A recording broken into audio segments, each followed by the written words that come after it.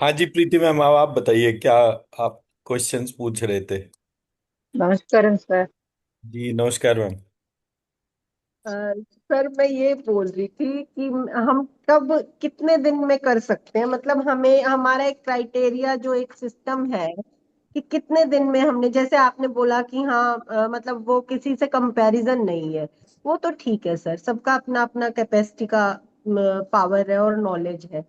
लेकिन एक क्राइटेरिया तो होता है ना सर कि हमारा सिलेबस तो अब 2 मंथ्स का कंप्लीट हो जाएगा, उसके बाद लेवल 4 का शुरू करने से पहले हमें थोड़ा क्लियर हो कि हम इतने दिन में हमारा ये टारगेट हम इस तरीके से अचीव कर सकते हैं। ओके। तो मीन्स मतलब पब्लिकली हीलिंग हम कब से शुरू कर सकते हैं, और हमें उसके लिए कितना एफर्ट्स और कितना, मतलब जैसे एक पीजी की स्टडी करते हैं हम, पीएचडी करते हैं, तो हमें थीसिस कंप्लीट करनी होती है, हमारे पास एक गोल होता है। तो हमें इसमें कितने, हम किस टाइप से मंत्रास को कितने, हमें मिनिमम टू मिनिमम लेवल पे शुरू करने के लिए हमें कितना तो चाहिए ही चाहिए, हमारी रिक्वायरमेंट कितनी है। देखिए, एक दिन में 3,000 बार बीज मंत्र लिखने, जी तीन से सर। साठ दिन तक लिखने, और जी सर। दोनों हाथों से लिखने हैं। जी सर। ठीक है, तो left hand, right hand and both hands. जी सर। ये प्रक्रिया चलेगी कितने टाइम तक? 1 साल तक। 1 साल तक, तीन सौ हाँ साठ जी। दिन हाँ इसके जी। अलावा रात को सोने से पहले 5 मिनट से लेकर 1 घंटे तक का कोई सा भी गाइडेड मेडिटेशन करना है। लो कर लो। हाँ? 1 घंटे तक का कोई सा भी गाइडेड मेडिटेशन करना है, ठीक है सर। ठीक है जी। ये हो गया ठीक है। आपका सेकंड पार्ट। जी सर।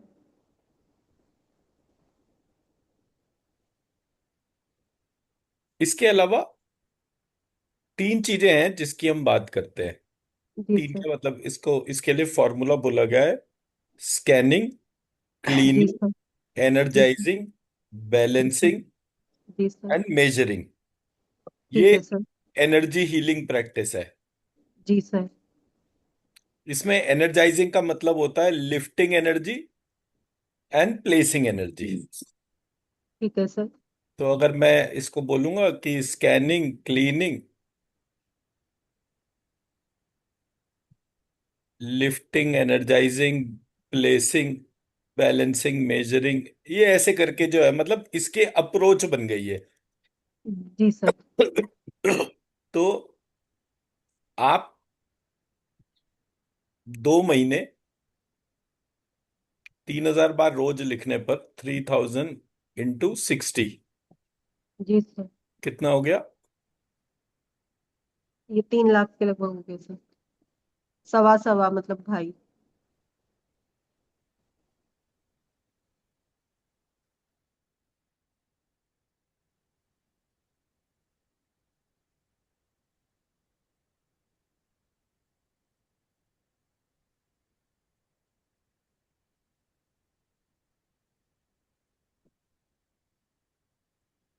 1,80,000 हुआ ना?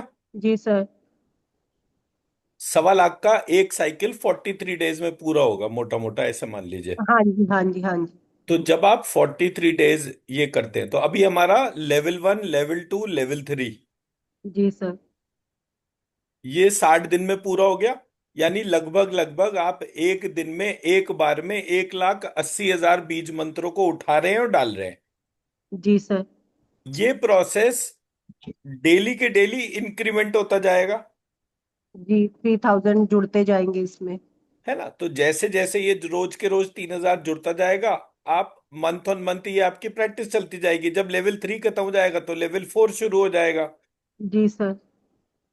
मैंने ग्रुप में ये बोला था कि हम लोग जो है एक बैच शुरू कर रहे हैं। तो हमारे बैच में चिन्मयी जी और लक्ष्मी जी, 2 लोग हैं जो वो उस नए बैच के हिसाब से लेवल 4 की क्लास कर रहे हैं।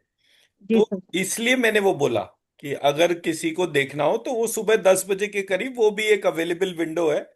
बट क्योंकि जी सर। उन दोनों को वही टाइम सूट करता है, इसलिए वो सुबह 10 बजे का बैच है मेरा।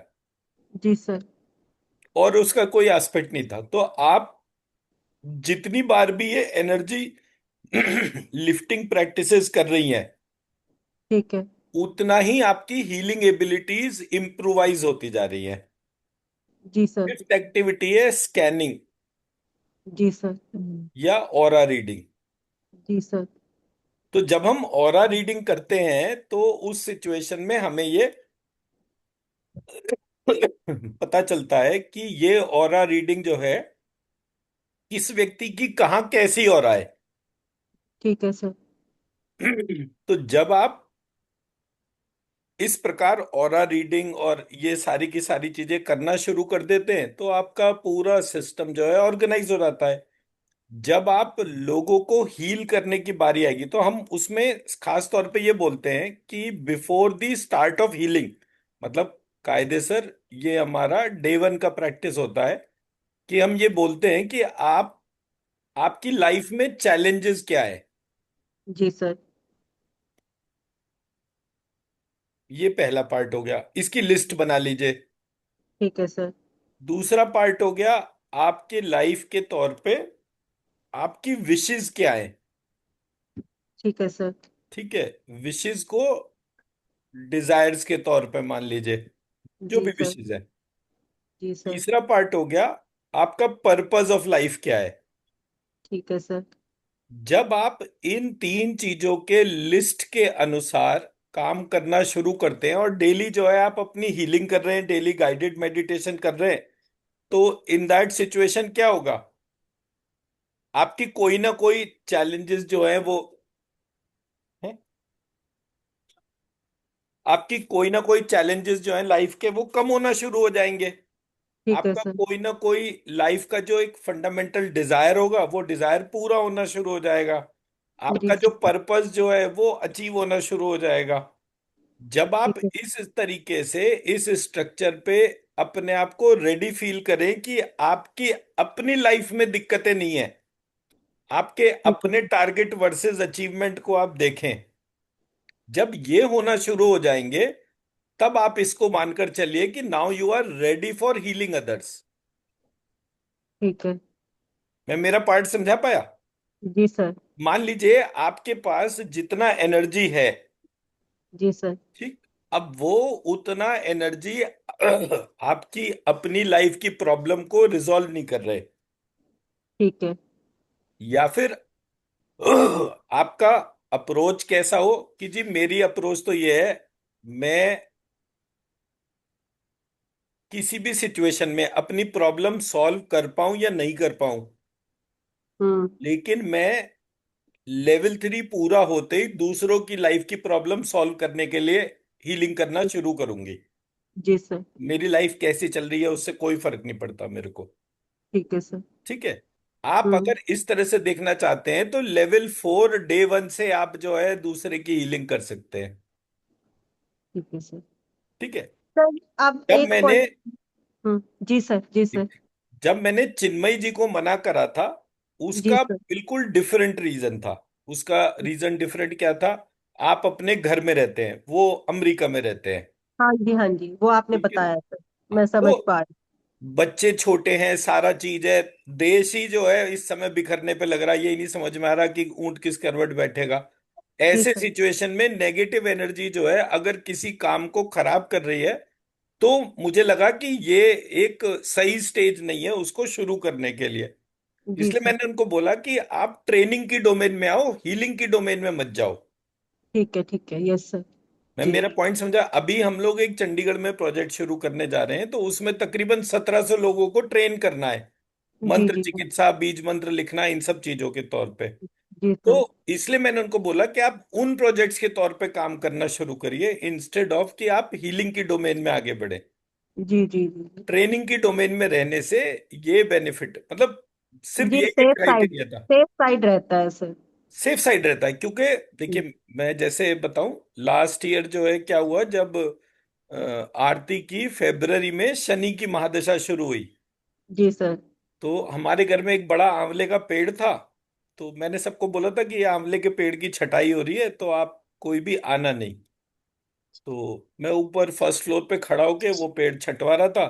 जब वो पेड़ का आखिरी स्टेम हम काट रहे थे, पता नहीं कहाँ से हम्म। आरती आई और वो पेड़ जो है वो उसकी डाल कटी और वो उसके सर पे जो है टच हुआ, मतलब हम्म 40-50 फीट की ऊपर से गिरा।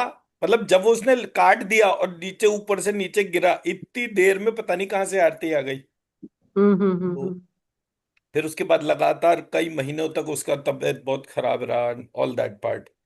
जी सर। अब ये जो पार्ट है इसको मैं कह सकता हूँ हीलिंग का साइड इफेक्ट, इसको मैं जी कह सर। सकता हूँ प्लानिटरी पोजीशन का साइड इफेक्ट। जी तो सर। कोई भी चीज का प्रॉब्लम हो सकता है ना। जी सर। उस टाइम पर मुझे पहली बार ये रियलाइज हुआ कि मेरे पास कोई भी बैकअप नहीं है। हीलिंग आरती करती है, मुझे हीलिंग करना आता ही नहीं है। जी सर। मैं ट्रेनिंग के डोमेन के तौर पे कर रहा था। मैंने कहा मेरे पास कोई बैकअप तो होना चाहिए, एक मेरा बैकअप और एक आरती का बैकअप। जी जी जी अगर जी। वो बैकअप नहीं होगा तो इन दैट हम्म सिचुएशन कभी कुछ ऐसा हुआ कि हमारे दोनों के उसमें कोई भी एक सिचुएशन बैठी कि भाई अगर मान लीजिए आज मुझे क्लास नहीं लेनी तो क्लास कौन लेगा, या आज आरती को हीलिंग नहीं करनी तो हीलिंग कौन करेगा। तब फिर उसके हम्म। बाद से फिर मैंने जब चिन्मयी जी से बात करी तो उनसे यही हमने बात करी कि भाई आप जब भी ये हीलिंग के लिए आपको लगे कि आप रेडी हो, रेडी होने से हम्म। पहले अपना एक बैकअप जरूर तैयार रखना। जी जी कि जी। यहाँ मैं और आरती हम दो जने हैं, जब कोई काम करते हैं तो दो पार्ट में बटा रहता है। हम्म। जब तक आपका एक रिसोर्स बैकअप में आपके साथ में ना हो जी तब सर। तक आप हीलिंग मत करिएगा। जी जी तो ये हमारा एक अंडरस्टैंडिंग था। जी जी जी। तो अब क्या होता है कि अगर मेरे मान लीजिए मेरे को कोई हेल्थ इशू हो गया या आरती को कोई हेल्थ इशू हो गया, तो हम चिन्मय जी को बोलते हैं भाई हमारी हीलिंग कर दो। जी सर। अब हमें ये नहीं पता ना कि कौन से व्यक्ति का कितना नेगेटिव एनर्जी है जिसको हम हील जी कर रहे हैं। जी जी जी जी। ये मेरा मतलब है कहने का। तो इसलिए मैं सबको यही एडवाइस करता हूं, आप हीलिंग शुरू करना चाहें लेवल 4 का डे 1 से आप शुरू कर सकते हैं। ठीक है। लेवल 3 में हम हीलिंग के सारे कंप्लीट पैरामीटर्स बताते हैं। जी जी तो उसमें कोई भी दिक्कत नहीं है पैरामीटर जी वाइज। जी जी मैं मेरा पॉइंट समझा पाया। जी सर। जी सर। पर मेरा ऐसा मानना है कि अगर आपको हीलिंग करनी है और आप इस बात को फिक्स कर लोगे कि मुझे इस बात से कोई फर्क नहीं पड़ता, मेरे को प्लस और माइनस, तो ये भी एक अप्रोच है। जी सर। अप्रोच कैसे?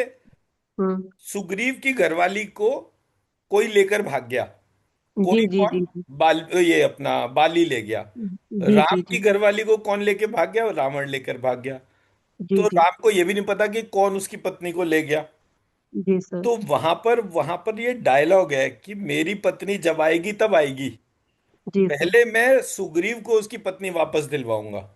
जी जी जी और फिर उन्होंने बाली को पनिश करा। जी सर। तो अगर आप उस तरीके का माइंडसेट रख के, और ऐसा तो नहीं है कि वो युद्ध में कोई भी चीज ऐसी नहीं हो कि उनको उस युद्ध का इफेक्ट ना देखना पड़ता हो। उन्होंने जी तो सर। अपना फंडामेंटल नियम ही छोड़ दिया, क्षत्रिय वंश जी के होकर भी जो है छिप के मारा। जी जी जी जी जी। तो ये जो एस्पेक्ट्स थे, ये एस्पेक्ट्स को हमारे को ध्यान में रखना है तो हम उसे कर सकते हैं। बाकी तो आपके बैकअप के लिए तो हम मौजूद ही है ना, उसमें तो कोई दिक्कत ही नहीं जी है। जी जी जी जी सर। जी सर। दूसरा सर इसका एक। तरीका हम ये भी कर सकते हैं, जैसे फॉर हम्म। एग्जाम्पल रोज के रोज सब लोग जितना भी श्रीम लिख रहे हैं, तो जी जब हम सर। अपनी क्लास में बैठें तो वो जी श्रीम वाली शीट्स लेकर बैठें, जी सर। मेंटली कनेक्ट हो और हम्म। अपने हिसाब से एक दूसरे की हीलिंग करें। जैसे कल डॉक्टर आरती आप सब लोगों को कह रहे थे कि अच्छा मेरे थ्रोट की हीलिंग करिए। जी सर। ठीक है, ये बात अलग है कि कल से उसका गला ऐसा खराब हुआ है कि वो ठीक ही नहीं हो रहा सबकी हीलिंग के बाद में। तो इसलिए जो है, एंड सर इसीलिए तो पूछ रही हूँ कि मैं कब से हीलिंग शुरू कर सकते हैं हम। हीलिंग कभी भी कर सकते, कोई दिक्कत नहीं। पहले मैं, हाँ, ये मैं हीलिंग वाला पार्ट सबको बताता हूँ पहले। सबसे जी पहले सर। क्या करना है, हम्म। आपको जो है वो पेशेंट की क्लीनिंग करनी है। तो SCEBM इसको ध्यान रखना है। जी scanning, sir. Cleaning, energising, balancing और मेजरिंग। जी सर। तो आपने सबसे पहले क्या करा, जो पेशेंट है उसको स्कैन करा। जी सर। जब आपने स्कैन करा तो आपको एनर्जी जो है वो डेप्लीटेड दिख रही है, जी यानी सर। 2 इंच से कम। जी सर। आपको कंप्लीट दिख रही है यानी कि 5 से 6 इंच, हाँ, ठीक है। या फिर जी आपको सर। कंजेस्टेड दिख रही है यानी कि 6+। जी सर। तीनों ही कंडीशन में पहला स्टेप क्या बैठेगा? क्लीनिंग। ठीक है सर। आपने पेशेंट को क्लीन करा, उसके बाद ठीक है सर। जितने भी बीज मंत्र आपने लिख रखे हैं जी सर। उसकी एनर्जी को लिफ्ट करा, जी सर। और जो अफेक्टेड एरिया है वहां पर डाल दिया। ठीक है सर। अफेक्टेड एरिया में, जी जब सर। अफेक्टेड एरिया में डाला, उसके बाद आपने जो है उसको बैलेंस करा। ठीक है सर। क्या और एनर्जी की रिक्वायरमेंट है? नहीं है तो उसको बैलेंस करने के लिए, जैसे आरती ने बोला कि उसको बैलेंस करना है। लास्ट ठीक है पार्ट ये सर। मेजर करा। स्कैनिंग से जी आप दोबारा आपने स्कैन करने के देखा कि अभी जिसके लिए भी हम हीलिंग कर रहे थे वो 2 इंच वाले सेगमेंट में है, 5 से 6 इंच वाले में, या 6+ है। ठीक है किसके सर। बेसिस पे ये रिपीट लूप लगेगा? जी सर। जब आपने ये कर लिया, उसके बाद क्या करना है? उस बॉडी पार्ट या फंक्शन को सोल सीड से कनेक्ट करना है, और सोल सीड से कनेक्ट करने के बाद त्वय लक्ष्मी करके तौरत्र के महालक्ष्मी को हैंड ओवर कर दिया कि हमने हमारा काम कर दिया, अब इसके ठीक है। आगे का पार्ट आपके ऊपर है। जी सर। ठीक है ना? सोल जी सीड से सर। कनेक्शन करने का ऑब्जेक्टिव क्या है कि सोल सीड जो है वो पॉइंट है जहां से सारी एनर्जी बॉडी एक्टिवेट हो रही है। जी सर। तो उस एनर्जी बॉडी के हिसाब से आपको ये ध्यान रखना है। ये बेसिक स्टेप्स अगर आप ध्यान रख रहे हैं तो आपको हीलिंग में कभी दिक्कत नहीं आएगी। ठीक है सर।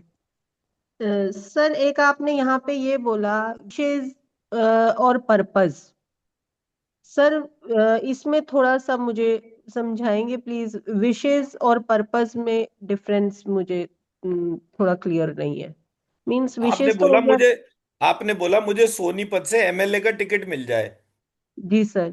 ये विशेष हो विश गई। हो गई। विश हो गई, ठीक है सर। आपने बीएमडब्ल्यू लेनी है, आपकी विश हो गई। जी सर। ये सारी की सारी चीजें आपकी विशेष में आ गई। विशेष में, ठीक है सर। चैलेंजेस चैलेंजेस हैं ही, जो भी चीजें आपको जो है जी वो सर। रुकावट ला रही है। जी सर। एंड पर्पस हो गया, आपके जीवन का उद्देश्य क्या है। ठीक है सर। जी। ठीक है ना? मतलब अब आप एमएलए इस का उद्देश्य टिकट को, लेके, एमएलए का टिकट लेके सर और मुझे लोगों के लिए काम करना है, सोसाइटी के लिए काम करना है, तो मींस मेरा एटलीस्ट विश के साथ मेरा पर्पस वही रहेगा। विशेष चेंज होती रहेंगी, उससे एब्सोल्युटली कनेक्ट, एब्सोल्युटली विशेष उससे चेंज कनेक्ट हो होगी। सकती हैं, विशेष में कोई ऐसा वो नहीं होता है। जी और सर। पर्पस जो है, मतलब जैसे बच्चों को बहुत अच्छा सेटल करना चाहते हैं तो ये पर्पस हो गया जी हमारा, जी। कि जी लाइफ जी के जी। हमारे जितने भी रोल्स हैं, मतलब पर्पस को आप ऐसे लेके चलिए, रोल। ठीक है सर। तो जी। Role as a mother, role as a wife, role as a जी। Sister, role as a daughter, हर जी। रोल के साथ में जो है कोई ना कोई पर्पस अटैच्ड होगा ना। पर्पस। जी जी जी। तो ठीक जो है सर। पर्पस है, क्या वो पर्पस अचीव हो रहा है या नहीं हो रहा? That's it. ठीक है सर। जी। समझ सर गई सर। हाँ जी मैडम, अब बताइए आप। वो आप वो विश और डिजायर में हेल्थ के लिए भी कर सकते हैं क्या सर? विश और डिजायर में? हेल्थ के लिए भी मांग सकते हैं क्या? हेल्थ चैलेंजेस में आ गया मैडम। हेल्थ चैलेंजेस में। Thank you sir. जी। और किसी का कोई क्वेश्चन? हाँ, लक्ष्मी बोल रही हूँ। जी हम मैडम। लोगों ने लेट ज्वाइन किया था, तो बैलेंसिंग और मेजरिंग का वो मालूम नहीं है, वो कैसा करना है। एक सेकंड।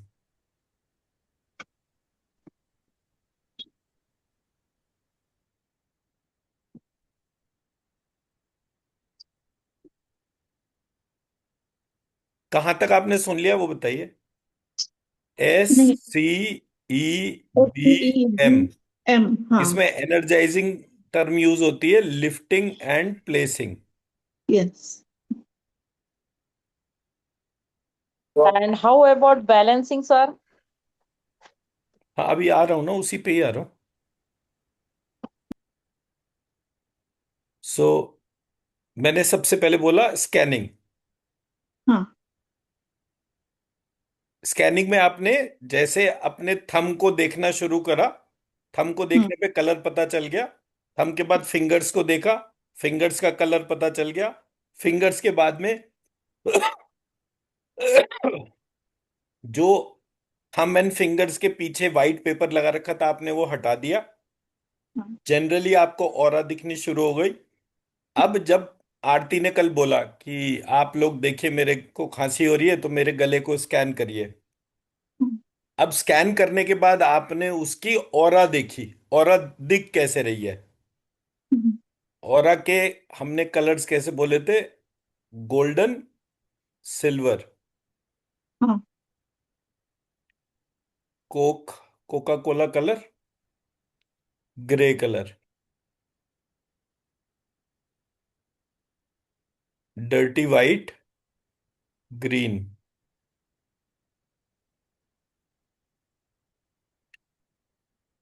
रेड, ब्लू, सेंटर में येलो।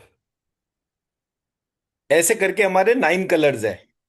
हाँ। आपको स्कैन करने पर ऑरा में कौन सा कलर सबसे ज्यादा दिख रहा है? ये फर्स्ट पार्ट हो गया पूरी प्रॉब्लम को आइडेंटिफाई करने का। जी। अब सेकंड पार्ट हो गया, आपने क्लीनिंग करी। हम्म।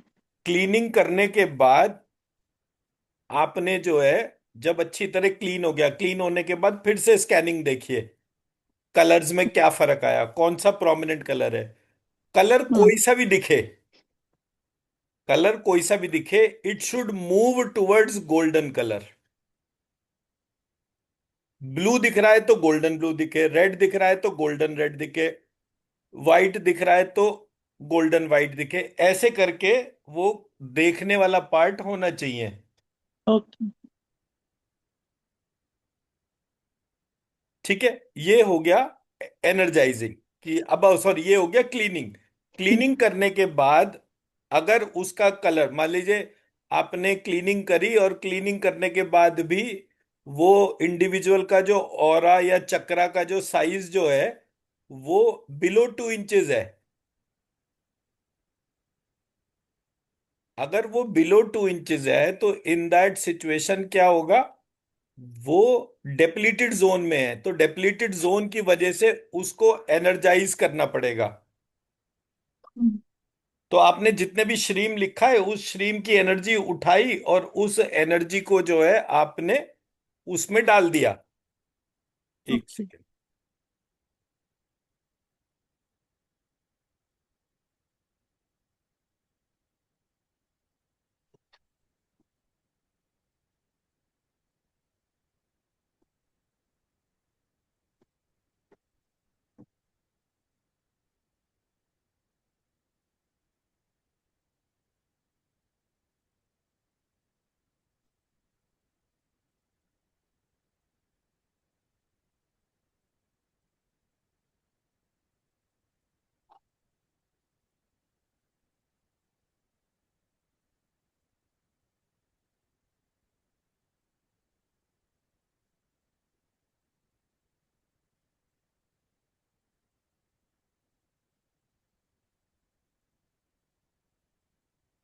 सॉरी।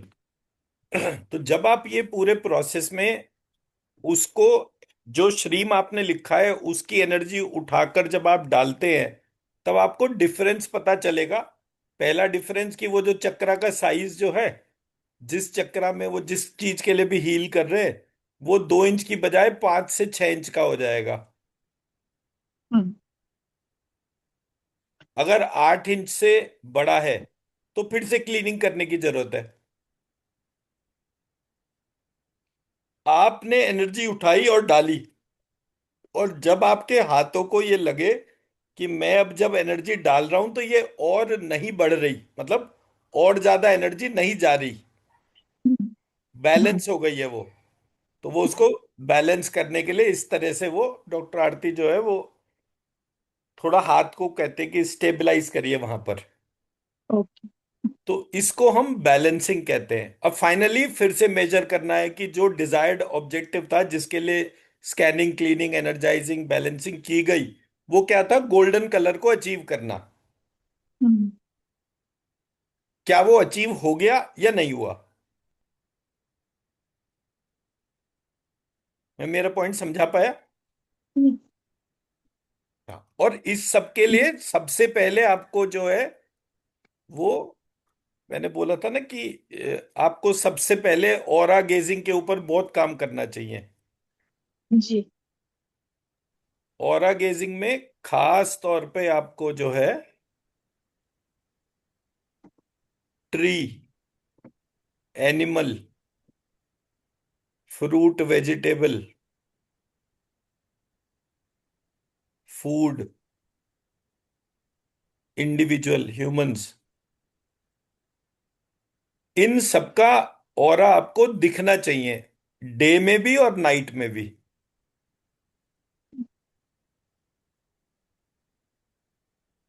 तरीका वही है, अंगूठे से देखना शुरू कर अभ्यास करा और उसके ऑरा देखने के हिसाब से आ गए। मैं मेरा पॉइंट समझा पाया? जी जी। सर। जी। जी अर्चना मैम, अब आप बताइए।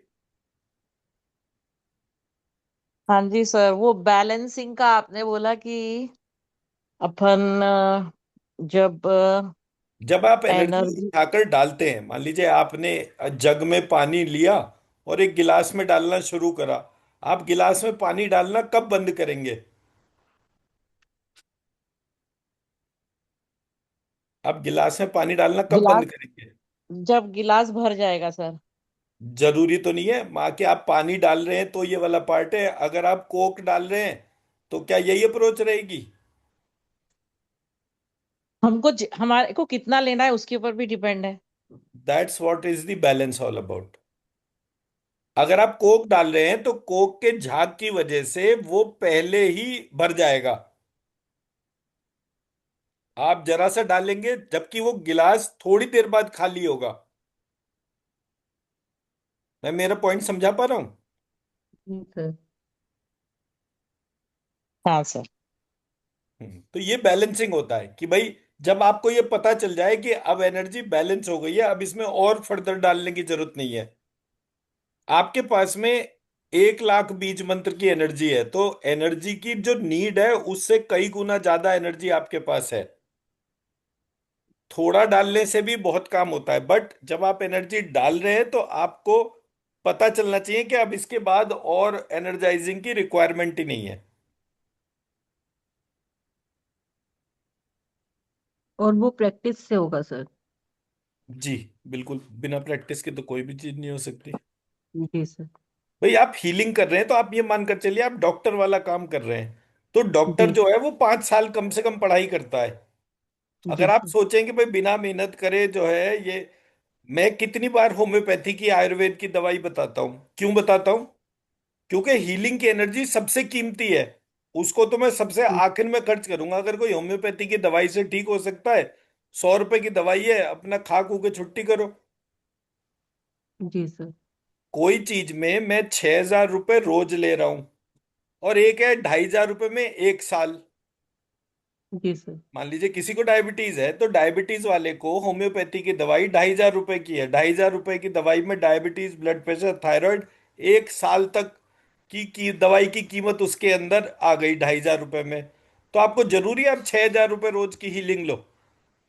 6,000 रुपये रोज की हीलिंग तो आप तब लेंगे जब आपको ये पता हो कि ये इतना कॉम्प्लिकेटेड है कि ये वो 2,500 रुपये से रिजॉल्व ही नहीं होगा। तभी तो आप छह जी हजार रुपये का खर्चा पकड़ोगे ना। तो जब मेरे बिल्कुल पास सर। कोई 500 600 शुगर एच मतलब शुगर वाला बंदा आया, या 13 14 15 उसका HbA1c है, तो कोई बंदा आया, तो ठीक है वो हमसे हीलिंग ले, क्योंकि पता है उसे किसी भी तरह से ठीक ही नहीं हो रही है। बट अगर जी सर। वही चीज एक ऑर्डिनरी दवाई के हिसाब से ठीक हो सकती है तो उसे क्या जरूरत है? जी सर। टाइप 1 डायबिटीज है। टाइप 1 डायबिटीज में किसी की डायबिटीज जो है वो इतनी अनइवन है, कभी तो 450 पहुंच जाएगी, कभी 70 पे आ जाएगी। जी अब सर। 50 60 70 अगर किसी की शुगर हो जाए डायबिटिक की, तो वो तो कोमा में चला जाता है। जी सर। तो अगर आप किसी व्यक्ति की हीलिंग कर रहे हैं, जैसे कल आपने आरती की हीलिंग करी थायराइड के हिसाब से, तो पहले आपको थायराइड पढ़ना चाहिए कि थायराइड होता क्या है, उसके क्या जी क्या सर। पैरामीटर है, थायराइड क्या होता है, पैराथायराइड क्या होता है, वो उसको कहाँ से एनर्जी मिल रही है, क्या है। तो उसके लिए मतलब एक साइट है क्लीवलैंड हॉस्पिटल, क्लीव। मैं लिख के देता हूँ। जी सर।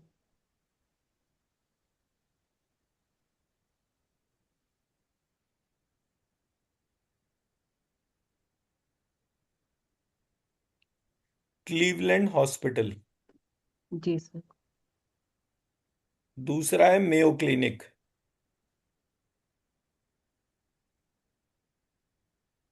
ये जो है, ये साइट पे जाना है और डिजीज सिम्टम एंड रेमेडीज पढ़ना है। ठीक है सर। आप किसी भी बीमारी को लेकर चलते हैं, अब फॉर एग्जाम्पल भारत में डायबिटीज, ब्लड प्रेशर और थायराइड के 15 करोड़ पेशेंट है। जी पूरी जी सर। दुनिया में 80 करोड़ पेशेंट है केवल इन तीन बीमारियों के। अगर आपने ये तीन बीमारी पढ़ ली और आपने ये बोला कि मैं इन तीन बीमारियों के अलावा किसी के लिए भी हीलिंग नहीं करती, जी सर।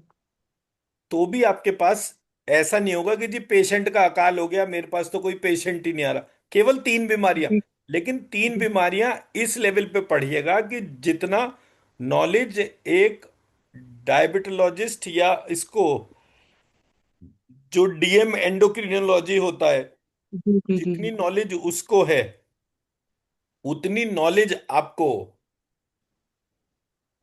ठीक एक बात है एक सर। चीज बिल्कुल पिन पॉइंटेड क्लियर होनी चाहिए आपको। जी सर। केवल दवाई का नाम पता होना या हीलिंग पता होना सफिशिएंट नहीं है बिल्कुल भी।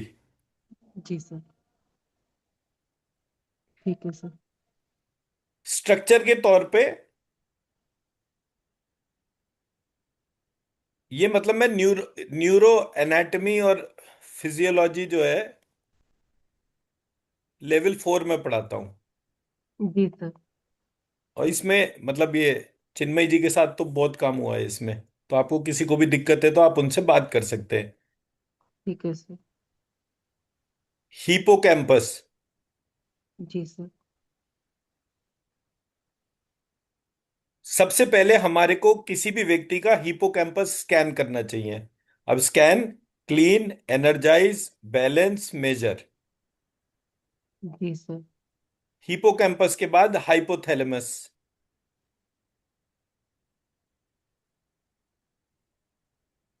स्कैन, क्लीन, एनर्जाइज, बैलेंस और मेजर। फिर पीनियल, पिट्यूटरी।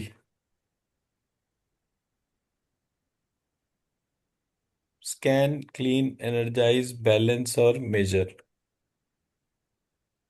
फिर उसके बाद बाकी ग्लैंड्स। तो अगर थायराइड है तो थायराइड वाला, डायबिटीज है तो पेनक्रियाज वाला। इस तरह से आपको ये करना है। जी सर। ठीक है। अब जरा सब लोग अपना अपना जो है हिपोकैम्पस स्टडी करें, स्कैन कीजिए जरा। या जिस भी पेशेंट का आपको चेक करना हो, किसी एक का भी जो जिसको आपको लगता है कि मुझे इसकी हीलिंग करनी है, तो उसके हिसाब से जरा स्कैन करिए हिपोकैम्पस। और क्या पता चल रहा है वो बताइए।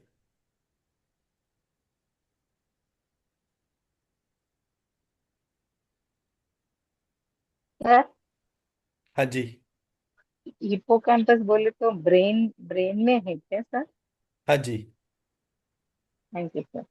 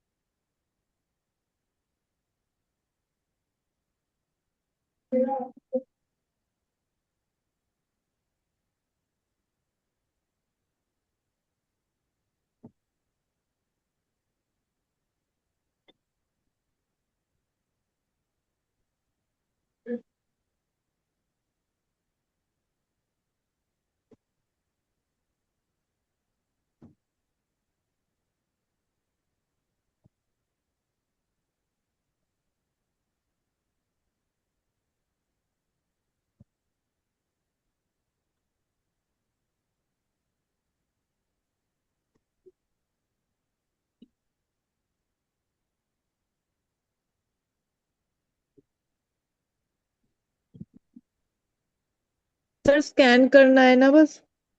हाँ जी, सिर्फ स्कैन करना। सर 15 इंच का आ रहा है। मतलब क्या हुआ? सर स्कैनिंग में ना 15 इंच आ रहा है। स्कैनिंग में 15 इंच आ रहा है, उसका मतलब क्या है? मुझे तो वो समझा दीजिए। कंजेस्टेड है, डेप्लीटेड है, बैलेंस्ड है? सर डिप्लीटेड मतलब बैलेंस नहीं है सर। 2 इंच या उससे कम अगर होता है तो डेप्लीटेड होता है। और सर कंजेस्टेड है, बड़ा आ रहा है तो। हाँ, तो कंजेस्टेड है तो क्या करेंगे? नेक्स्ट स्टेप सर क्लीनिंग करेंगे पहले। क्लीनिंग करेंगे। क्लीनिंग कीजिए। मेरा 12 इंच का आ रहा है। कंजेस्टेड है या डेप्लीटेड है? कंजेस्टेड है, मेरे को यहाँ लेफ्ट साइड में यहाँ पेन हो रहा था, जब भी क्लीन वो कीजिए। ऑब्जर्व कर रहे। एनर्जी स्क्रीन से करना है क्या सर? एनर्जाइज तो बाद में करेंगे ना, पहले क्लीन करिए। अच्छा। मेरा सिक्स इमेजिन कर। इंच जी। मेरा 6 इंचेस आ रहा है।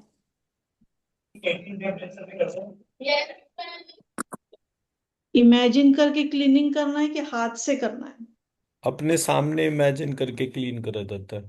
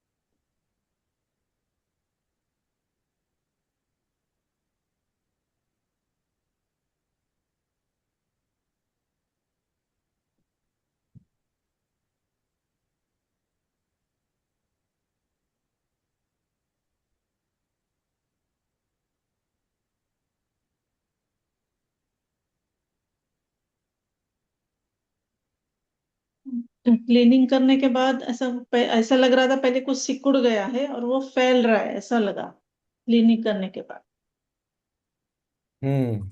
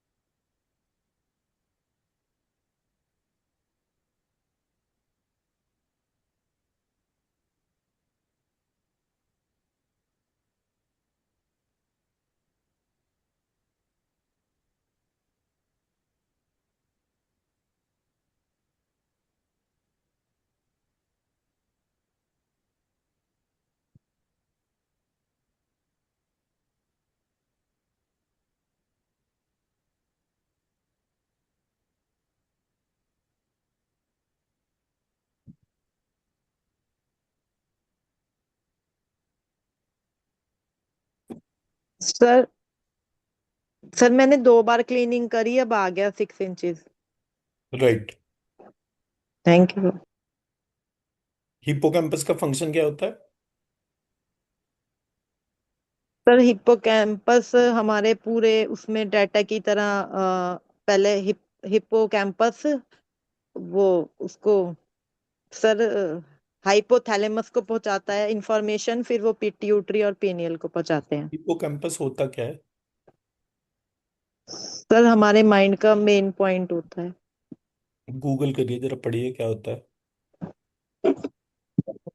फोन दूसरा फोन भी है दूसरा।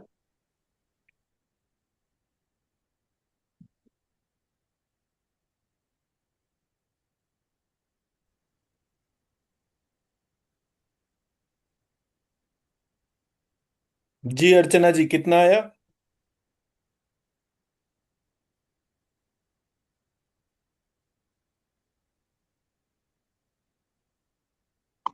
सर समझ में नहीं आया स्कैनिंग का। तो आप चिन्मय जी से समझिएगा। मेरा 12 का 9 आ गया है। हाँ सर। 12 किसका था?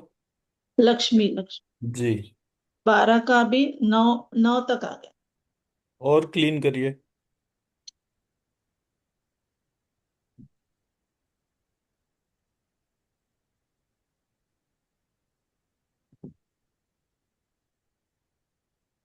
जी सुनील जी, आपका कितना है? वो ड्राइविंग कर रहे हैं। ओके। राजश्री मैडम, आपका कितना है?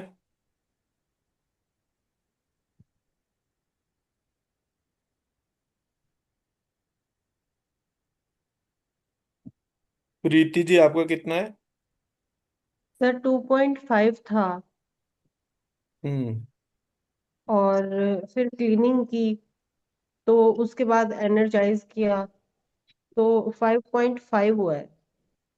2.5 था तो पहले क्लीनिंग जब करी दो तो बार कितना प्राइस क्लीनिंग हो गया? की। क्या सर? जब क्लीनिंग की तो 3.5 हुआ था सर। ओके। फिर उसके से क्लीनिंग बाद एक बार करनी चाहिए फिर थी ना पहले। क्लीनिंग की, फिर से क्लीनिंग की सर, हम्म। फिर स्ट्रीम से क्लीनिंग की मैंने, हम्म। फिर उसके बाद फिर मैंने श्रीम से क्लीनिंग करने के बाद एनर्जाइज किया श्रीम से ही। हम्म। तो अब उसके कितना बाद है? मैंने 5.5 सर। ओके, ठीक है जी। राजश्री मैडम बताइए। सर मेरा पहले 3.5 था जब मैंने स्कैनिंग किया। हम्म। फिर क्लीनिंग के बाद मेरा 4 4 तक आ गया था। फिर मैंने एनर्जाइज किया, अभी 5.5 तक है मेरा भी। 3.5 को बैलेंसिंग। 4.5 कैसे नापा आपने? वो 3.5 और हाँ, 4 कैसे नापा आपने? मतलब हाथ इतना ही खुल रहा था मेरा। मतलब स्केल लगा के देखा था? नहीं, मेरे पास स्केल नहीं है सर। तो फिर आधा इंच का गैप कैसे पता चला? आधा इंच तो मैं बता भी नहीं सकता मैं कितना। मेरा वो मेजरिंग टेप था ना, उससे मैं मतलब मैं ये किया करके, इमेजिनेशन करके, हम्म। ऐसा। तो ओके। फिर मुझे मतलब अभी 5 तक गया, इतना मेरा आया अभी। राइट।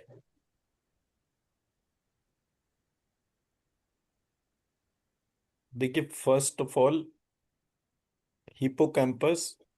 हाँ प्रिंसी जी, क्या पढ़ा आपने?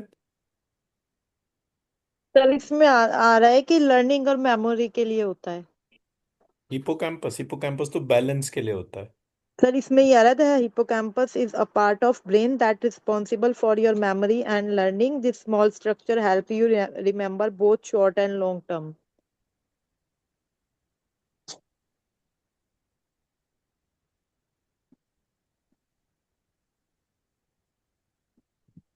लक्ष्मी बोल रही हूँ, अभी मेरा 6 तक आ गया है। ठीक है।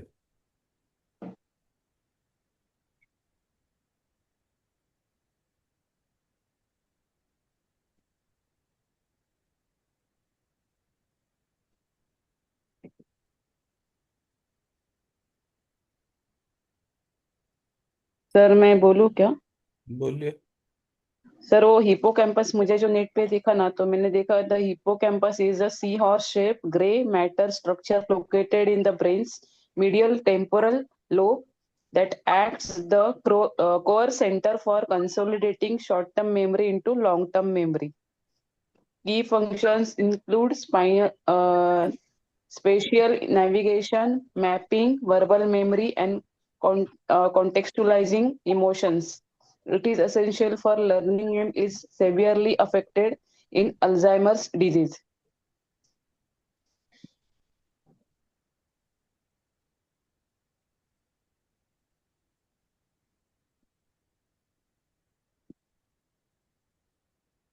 इतना है।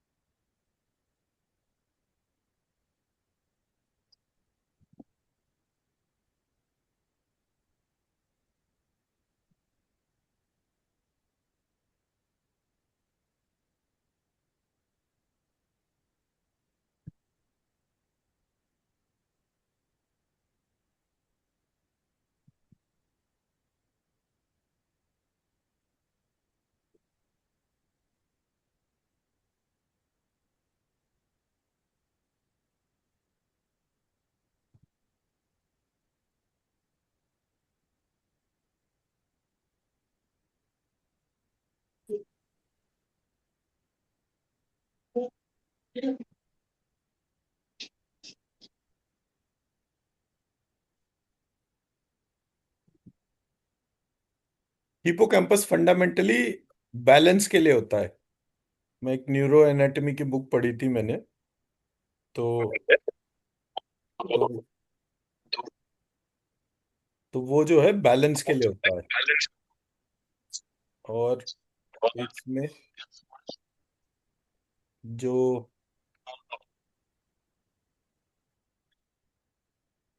मेन जो जैसे हम चलते हैं तो चलने पर हमारा शरीर संतुलित रहता है। ऐसा नहीं होता ना कि जैसे हमारे शरीर में 100 ट्रिलियन सेल हैं तो वो बिखरने लग जाएं या इधर या उधर। तो ये पूरा फंक्शन बैलेंस का होता है। जब ये बैलेंस गड़बड़ होता है तो जो इंफॉर्मेशन हिपोकैम्पस हाइपोथैलेमस को भेजता है उसमें सोर्स कोड में गड़बड़ हो जाती है। तो हिपोकैम्पस जो है एक सेंट्रल केमिकल और इंफॉर्मेशन, दो चीजें जो है वो असंतुलित होने पर हाइपोथैलेमस को भेजता है। और जब ये प्रक्रिया चलती है तो पीनियल पिट्यूटरी को गलत इंफॉर्मेशन और जो केमिकल है वो जाता है। एज अ रिजल्ट सारे जो ग्लैंड्स हैं उनमें गड़बड़ गड़बड़ जो है वो इंफॉर्मेशन और केमिकल जाता है। तो एज अ रिजल्ट हमारा शरीर जो है वो डायबिटीज हो जाएगी, थायराइड हो जाएगा, ब्लड प्रेशर हो जाएगा, ये सारी गड़बड़ें तब होंगी। मैं मेरा पॉइंट समझा पाया? सर मतलब ये माइंड को करता है ना? माइंड की बात नहीं है मैडम। ब्रेन जो है वो एक तरीके से आपकी gross body, subtle body, causal body तीनों का कंट्रोलर है। इसका टेम्पोरल लोब से कनेक्शन होना मतलब, आप ऐसे मानो कि मैंने दोनों कान जो हैं इसको आइडेंटिफाई कर लिया इस तरह से। तो जो इसका सेंटर पॉइंट है वो जब तक दोनों कानों से संतुलित इंफॉर्मेशन ले रहा है तब तक वो संतुलित है। ऊपर और नीचे होते ही, जैसे ही वो ऊपर और नीचे हुआ, इमिजिएटली उसका जो संबंध है वो चेंज होना शुरू हो जाता है। हमारे ये कहते हैं नाभि से ऊपर के 7 लोक होते हैं, नाभि के नीचे 7 लोक होते हैं। तो ऐसे करके जो है वो नीचे वाले 7 लोक में ये स्पिरिटेड एनर्जी और ये सब तमाम चीजें आती हैं। ऊपर वाले 7 लोक के तौर पर जो है वो सारा जो इसको क्या कहेंगे,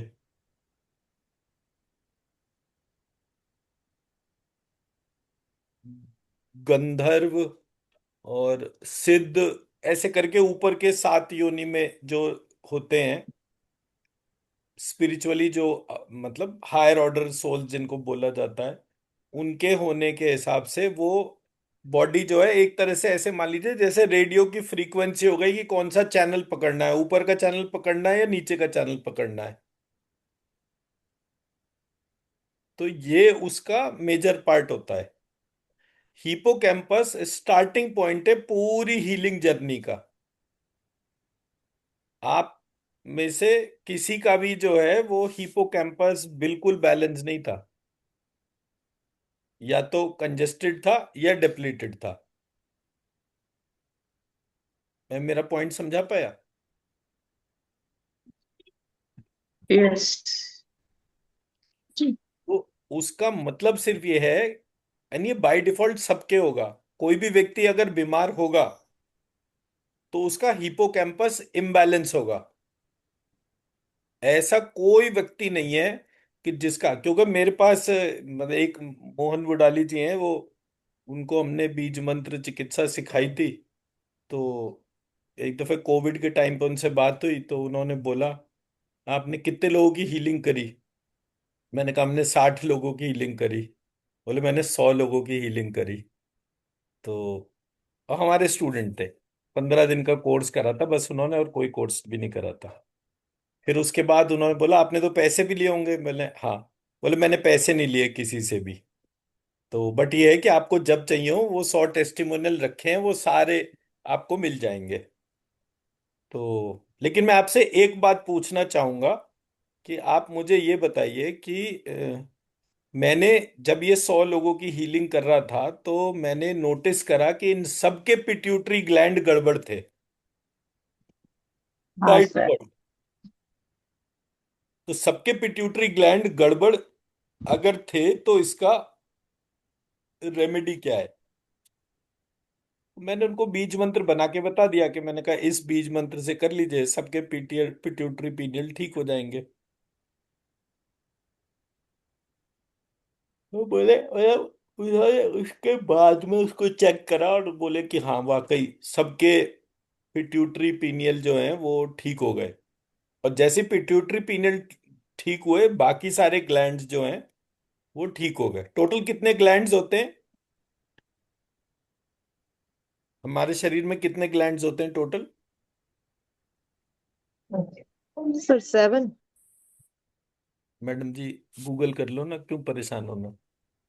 नहीं पता होने पर कोई फांसी थोड़ी किसी को दे दी जाएगी।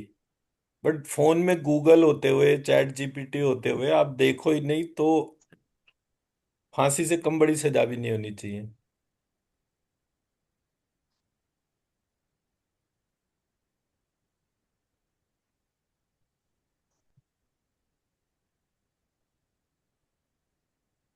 सर इसमें ओवर 40 आ रहा है। ठीक है। अब जब ये 40 जो है, इन सबके नाम और लोकेशन देखेंगे तो हर एक के आगे आप उसका चक्करा एसोसिएट कर देंगे। हर एक के आगे उसका चक्करा एसोसिएशन लिख देंगे। तो आपको ये पता चलेगा कि एक अकेला पिट्यूटरी पीनियल और हिपोकैम्पस को, हाइपोथैलेमस को, मतलब ये चार ग्लैंड्स को आपने क्लीन हील एनर्जाइज करके बैलेंस कर दिया। एक सेकेंड।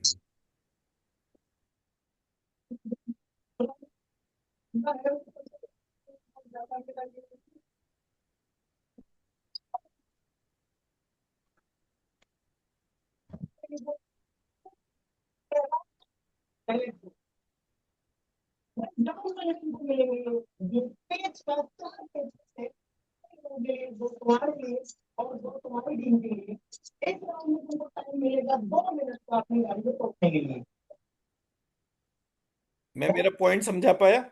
तो कल का होमवर्क सबके लिए है, ये 40 ग्लैंड जो हैं इनका नाम और इनका एसोसिएशन कौन से चक्रा के साथ में है। I didn't find 40 glands. तो आप प्रिंसी जी से पूछे। I got I got key major glands as 9 and then other glands as 7. 20-22 तो मुझे भी ध्यान है। सर इसमें है ना, आवाज कम करियो। How many glands in human body? And the search is resulting in 8 to 10 major glands, and then it came out other 7 glands like mammary glands, sweat glands, etc. But key glands or major was only 8 to 10. इसमें मेरे वाले में दे रखा था human body contain over 40 distinct organs classified as glands including Organs pairs. is different and glands are be different, right? क्या चीज, क्या, फिर से बताइए। सर मैं आपको ना इसका स्क्रीनशॉट भेज देती हूँ। The organs में होंगे 40 organs, but glands will not.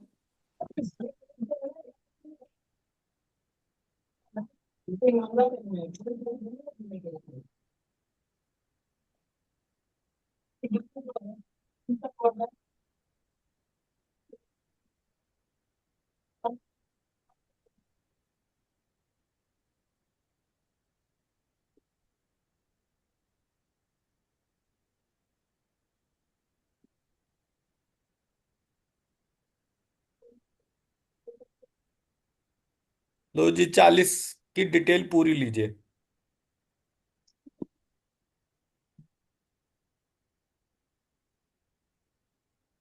Sir 40 ही है।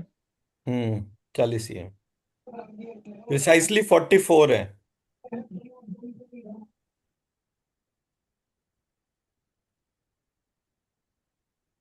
और देखिए ये मेरे को जो है, ये आपके क्वेश्चन का आंसर करते करते मुझे पता चला कि there is a gland of GS which is eyelids. और मेरे पास कल या परसों ही कोई लेडी का फोन आया था, तो उसने बोला कि जी मेरी बेटी जो है उसके आईलिड्स जो हैं वो गिर जाती हैं अपने आप ही, तो क्या आप उसकी हीलिंग कर सकते हो?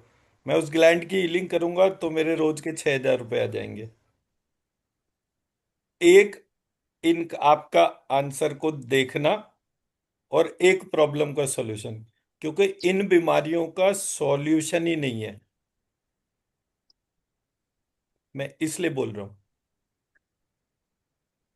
एलोपैथी डोमेन में। तो जब आप पढ़ते हैं, उसको ढूंढते हैं, देखते हैं और अच्छी तरह देखते हैं, तब आपको एक से एक बढ़िया इंफॉर्मेशन पता चलती है।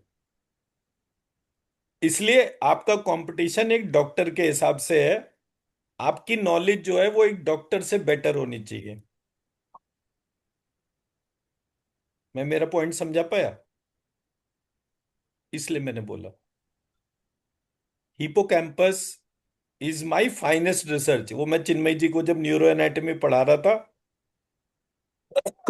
तब ये पॉइंट पकड़ में आया था, क्योंकि इंटरनेट की हर एक साइट कंप्लीट इंफॉर्मेशन नहीं देती है। तो हमारे को मल्टीपल साइट से देखना पड़ता है कि कौन कौन सा इंफॉर्मेशन है। और जब हम उस इंफॉर्मेशन के बेसिस पे देखते हैं, तब हमें पता चलता है कि ये एक डीपर पार्ट है। अगर आपने पिट्यूटरी पीनियल को, हाइपोथैलेमस और हिपोकैम्पस को ही क्लीन कर लिया, तो 44 है, तो 40 ग्लैंड्स ठीक हो गए एक तरीके से आपके। 40 डिफॉर्मिटीज केवल एक हीलिंग अप्रोच से ठीक होती है। हीलिंग अप्रोच मल्टीपल होती हैं। मैं मेरा पॉइंट समझा पाया? So that way.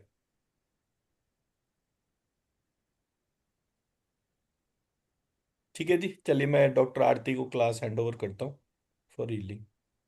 Thank you. Thank you sir.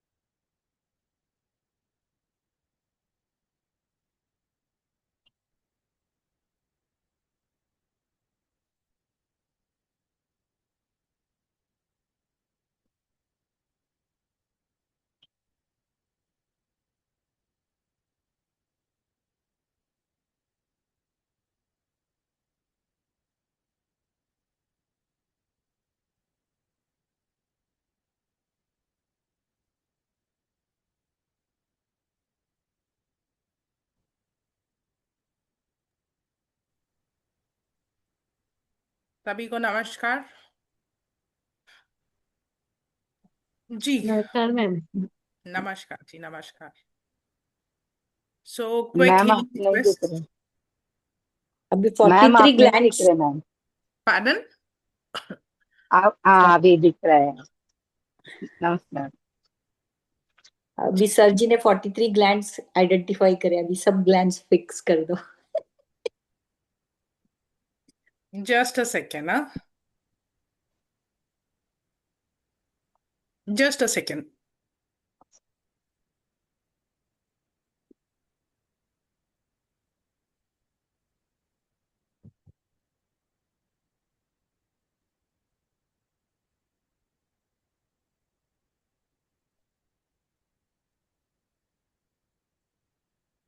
Shubhangi ma'am आपका मूड नहीं है, और रजनी मैम हाँ मूड नहीं है, मूड। म्यूट करूं क्या? हाँ, वो बाद में हीलिंग में भूल जाते हैं तो फिर याद नहीं रहता है ना, इसके लिए बोल। नहीं नहीं नहीं, करूंगी करूंगी। Thank you.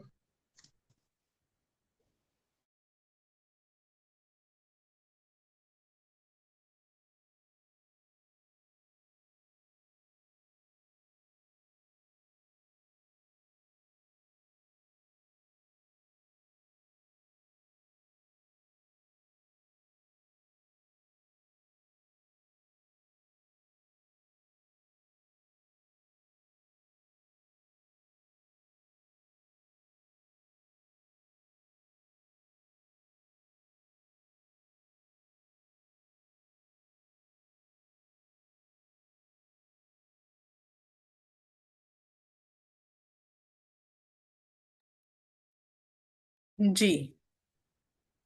आज वो सर अवेलेबल नहीं है, क्यों?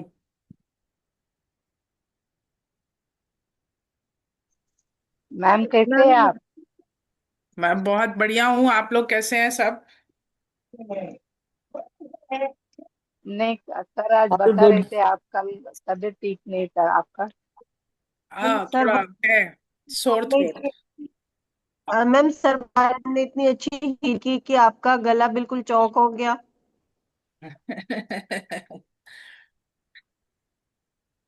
कोई बात नहीं। Thank you ma'am.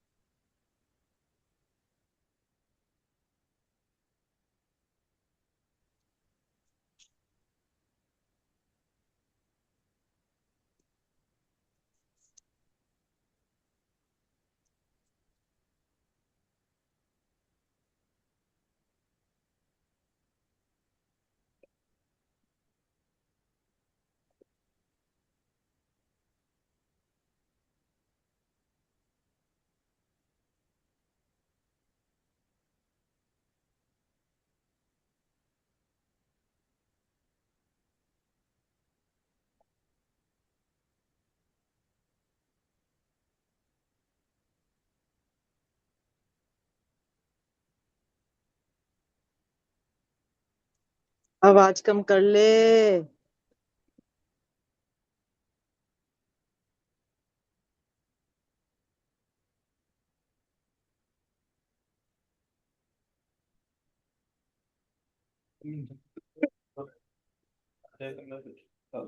Ji, healing request.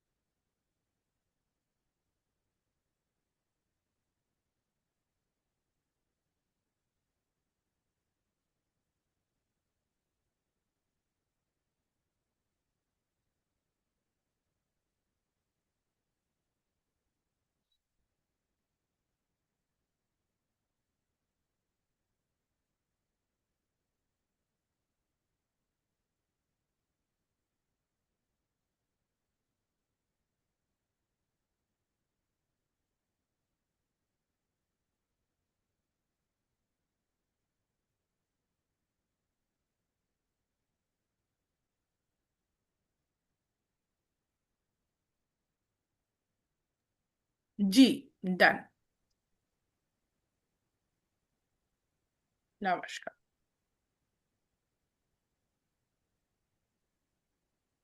Ji Lakshmi ma'am,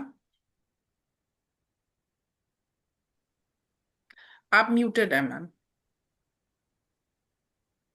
आंखें बंद हुई और पूरा गोल्डन कलर दिख रहा था गुड और एकदम काम लगा। गुड। एब्जॉर्ब करें मैम। ओ, जी राजश्री मैम। मैम मुझे स्वादिष्ठान और अनाहत में, फिर थोड़ा मणिपुर में लगा सेंसेशन, और मेरे सर्वाइकल एरिया में, और दोनों हाथों में, उंगलियों में, और पैरों में, हिप्स में मुझे एनर्जी लगा। गुड। Thank you. एब्जॉर्ब। और मौका भी घुटनों में उनको एनर्जी लगा, और उनको भी रिलीफ है, काफी रिलीफ है। Thank good good. एब्जॉर्ब करें।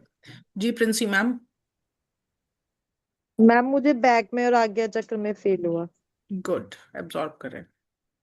जी Shubhangi ma'am. Very energizing through all, from Anahat, Ajna, Lambikagra, and everything around here was totally energized. Good. Thank you. जी रजनी मैम, आप म्यूट है मैम। मेरा अनाहत चक्र में पूरा वाइब्रेट हुआ, बॉडी में भी पूरा सेंसेशन हुआ मैम। गुड। एब्जॉर्ब करें। जी Sandeepa ma'am. Ma'am full energy थी और काम, मतलब बहुत शांत सा लगा। गुड। थोड़ा सा भारीपन था मुझे, लेकिन अब ओके लग रहा है। एब्जॉर्ब करें। Thank you. Thank thank you. You ma'am. जी सुनील सर। मुझे काफी शांत लगा, गुड। अच्छा लगा। Absorb thank you. करें। जी प्रीति मैम। आज तो फीलिंग में बहुत उबासियां आई, गुड। वैसे अच्छा लग रहा है। एब्जॉर्ब। Thank you. जी अनिल सर।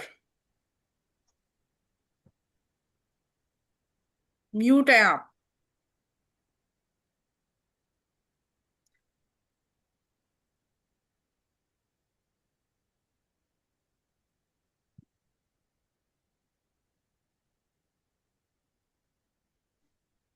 वैसे तो जिनका स्क्रीन ऑफ है उनका कोई वो फीडबैक नहीं है।